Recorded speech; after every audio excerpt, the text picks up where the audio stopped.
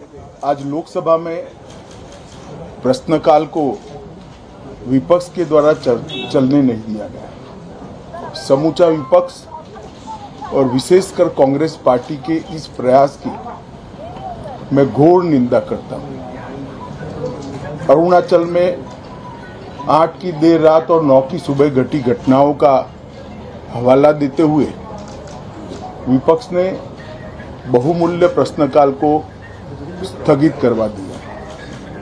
इसका कोई औचित्य इसलिए नहीं था कि पार्लियामेंट्री अफेयर्स मिनिस्टर ने स्पष्टता से कह दिया था कि 12 बजे इस देश के रक्षा मंत्री श्री राजनाथ सिंह जी इस विषय पर सदन के सामने अपना बयान रखेंगे।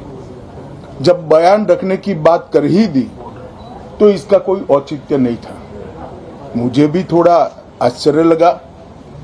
फिर मैंने प्रश्नकाल के सूची को देखा तो 5 नंबर का प्रश्न देखकर मैं इनकी चिंता समझ गया। 5 नंबर के प्रश्न है राजीव गांधी फाउंडेशन के FCRA रजिस्ट्रेशन को रद्द करने के बारे में। अब उन्हीं के कांग्रेस के ही सदस्य के द्वारा यह प्रश्न पूछा गया और जवाब में बहुत स्पष्ट था। अगर तो मौका देते तो मैं सदन के पटल पर भी बताता कि राजीव गांधी फाउंडेशन को 2005-06 और 2006-07 के वित्तीय साल में चीनी दूतावास से 1,35,00,000 रुपए का अनुदान प्राप्त हुआ था।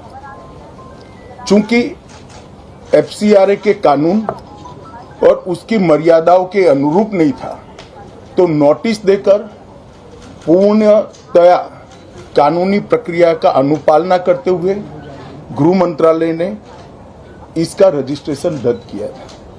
फाउंडेशन ने अपना रजिस्ट्रेशन सामाजिक कार्यों के लिए करवाया है और ये जो राशि चीनी दूतावास से मिली इसका उपयोग भारत चीन संबंधों के विकास पर शोध करने के लिए ये पैसा दिया गया। अब मैं कांग्रेस पार्टी को पूछना चाहता हूं कि इन्होंने शोध तो जरूर किया होगा। क्या उनकी शोध में 1962 में जो हजारों हेक्टेयर भूमि भारत की चीन ने हड़प ली वो शामिल था क्या? और शोध इस पर किया तो रिपोर्ट क्या आई है? नेहरू जी के प्रेम के कारण सुरक्षा परिषद में भारत की स्थायी सदस्यता बलि चढ़ गई। इस विषय को उन्होंने शोध का विषय बनाया था क्या? और अगर बनाया था तो इसका नतीजा क्या हुआ? जिस वक्त गलवान के अंदर हमारे सेना के वीर जवान चीनियों से भिड़ रहे थे उस वक्त चीनी दूतावास के अधिकारियों को कौन रात्रि भोज दे रहा था? वो उनकी शोध का विषय था क्या? अगर था तो उसका नतीजा क्या हुआ? जब उनकी सरकार थी तो 2006 में भारत में चीन के दूतावास ने पूरे अरुणाचल और पूरे नेपाल पर दावा कर दिया। वो उनकी शोध का विषय था क्या? अगर शोध हुई तो उसका नतीजा क्या हुआ? 25 मई 2007 को चीन ने कांग्रेस के ही मुख्यमंत्री दोरजी खंडू को वीजा देने से इनकार कर दिया क्योंकि ये तो हमारा ही हिस्सा है अरुणाचल। ये भी शोध किया गया क्या? 13 अक्टूबर 2009 को मनमोहन सिंह की अरुणाचल यात्रा पर चीन ने आपत्ति जताई, वो आपने जांच किया है क्या?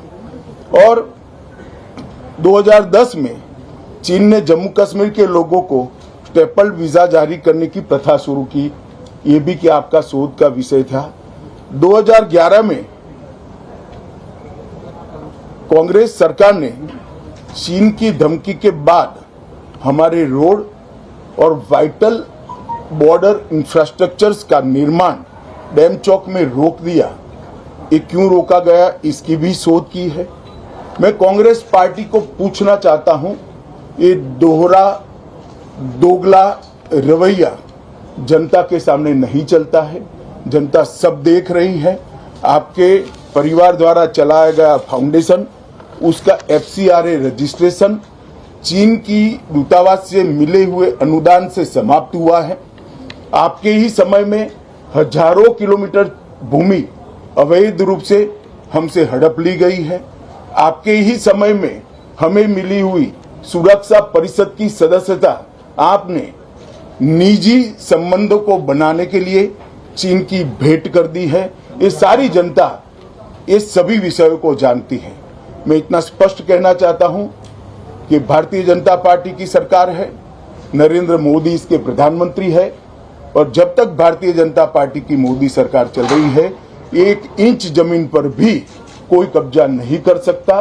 कल अपने सेना के जवानों ने जो 8 की देर रात को और 9 की सुबह को जो वीरता दिखाई है, मैं इसकी बुरी बुरी प्रशंसा करता हूं।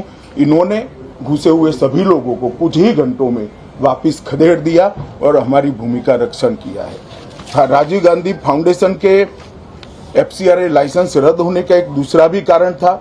इस्लामिक रिसर्च फाउंडेशन की, जिसका प्रणेता जाकिर नायक है, जाकिर नायक को पूरा देश जानता है, उनसे भी 7 जुलाई 2011 को 50 लाख रुपया राजीव गांधी फाउंडेशन ने प्राप्त किया था।